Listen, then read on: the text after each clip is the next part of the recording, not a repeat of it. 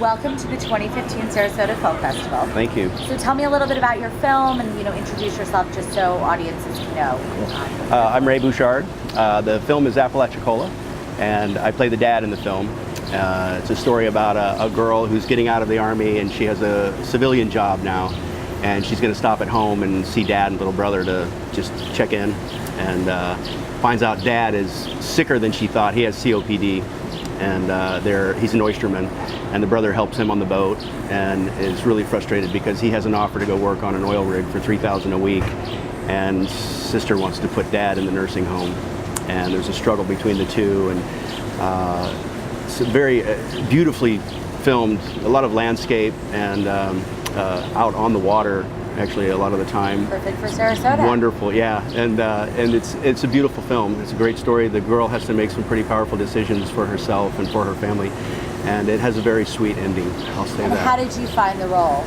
I was contacted by the director via his casting person asking if I would like to audition for it. He'd seen me in other work.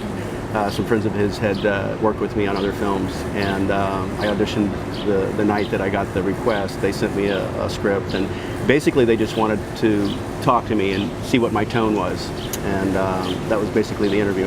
And do you have any, in playing the role, were there any personal ties, or what did you bring to the role? Yeah, a lot. I'm a fifth-generation Floridian. I grew up on the water. I actually fished the middle grounds a little bit when I was younger. My dad went out there every summer with his father, who was a fisherman, and have a great regard for the landscape, the water, the whole state. Everything is just so beautiful to me, and this focuses a lot on the beauty of the Apalachicola area, and also mostly what's happening with the people and the families that are hurting because of the loss of the industry, of the oyster industry and so forth.